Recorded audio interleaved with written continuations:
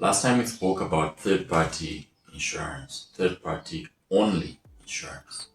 We did mention also that there are two other types of insurance, namely third-party fire and theft, as well as comprehensive insurance. I'll start with comprehensive insurance and go on to third-party fire and theft. Now, comprehensive insurance will cover third-party as well as your vehicle. In other words, what that means is that we'll cover damage to third-party property, and that property may be another vehicle, it may be a property in terms of the wall fence, it may be a government bridge, it may be a government street light or things like that. It may also be third-party individuals that you injure or whose death you cause as a result of an accident that you are involved in or that is caused by you. So that is covered under comprehensive as well. Those components of motor insurance are included in comprehensive.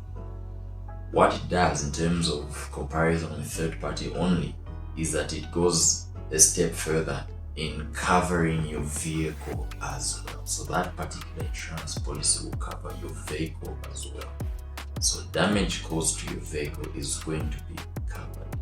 So if you insure your vehicle, you would have to declare what value you are insuring it at. And that is referred to as the sum insured. Sum insured. That is basically the value of the vehicle you are insuring. What most insurance companies would want is the market value. They want to know the value of the vehicle at the point you are insuring it. If anything, they want to know the value of the vehicle at any point in time. Because especially here in Zambia, dollar fluctuations tend to either diminish the value of the vehicle or exaggerate it. In those times when dollar values increase or decrease drastically, you would want to go back to your insurance company, have a little sit down and discuss how that affects the sum insured you declared at the beginning of that policy. Because if you do not, at the time a claim happens, the vehicle would have probably depreciated in value if the dollar at the time of buying was 26 kwacha. And now at the time of the accident, the dollar is 18 kwacha. There's that huge fluctuation, and therefore your value is affected. Because the insurance company can easily go onto the market, look at the vehicle that you insured with them, and pick it, buy it at 18 kwacha for $1, whereas you bought it at 26 kwacha for $1.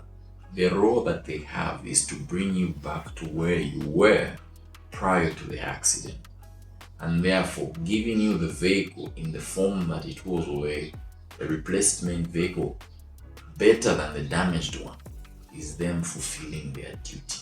They would have done it at a cheaper price than you would have insured it for. The one who loses is you. If it goes up again, they will pay you the exact amount you insured it for. Of course, less the 10%. Remember, we talked about the 10% that they deduct.